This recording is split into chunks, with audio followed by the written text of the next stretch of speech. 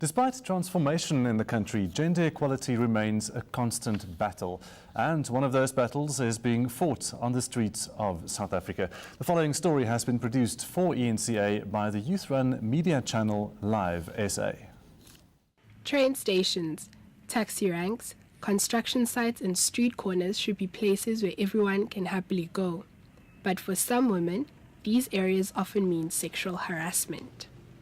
We go to the shop when we have to go buy food, and that 7 minutes to that shop is the most unbearable kind of 7 minutes that you can endure as a person.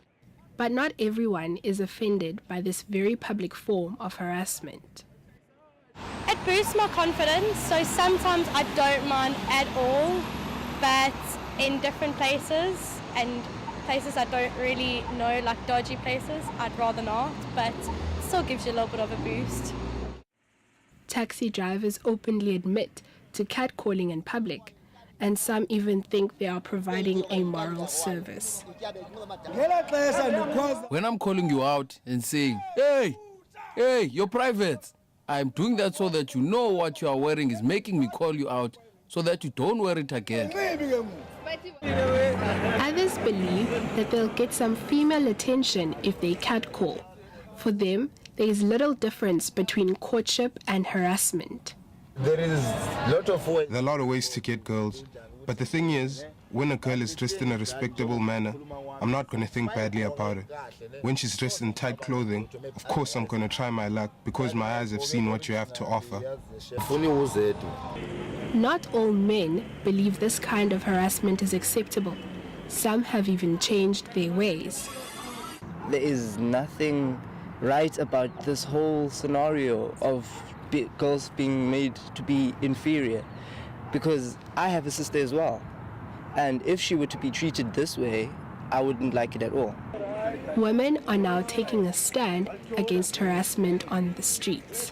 People don't see it as a problem.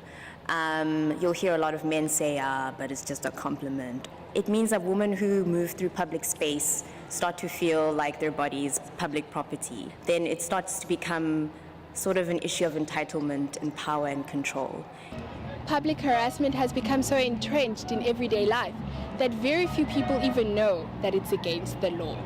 There are various provisions in our law that make certain acts, certain behaviors, certain words a crime. The first one is crimen injuria, and that is basically a common law crime where someone unlawfully and intentionally impairs the dignity of another person. That can be through their words or through their actions. Some young people are taking to social media to tackle this harassment. I think street harassment should be taken more seriously because it's the root of sexual harassment. Most cases it's also the root of victim blaming. Catcalling someone on the street leads to stalking, leads to potential sexual harassment as well. It's one of the most underreported forms of harassment. This morning, there was a guy calling us saying, you girls come here, I wanna kiss you.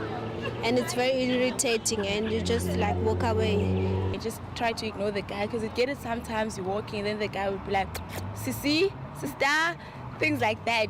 Just ignore it and keep walking. It depends on how bad it is, then I will take action and I will say something to the guy like, it's not appropriate. Anyone would feel disrespected, and I'm not just a piece of meat. I'm a mother of 2 children. I wish to be treated as such. It's clear that for many South African men, the line between courting and street harassment is blurred. And the concern is very real that this may lead to more abusive and even violent forms of sexual harassment. That's why it's becoming so important to bring an end to this unacceptable practice. Asanda, Gura, Cape Town.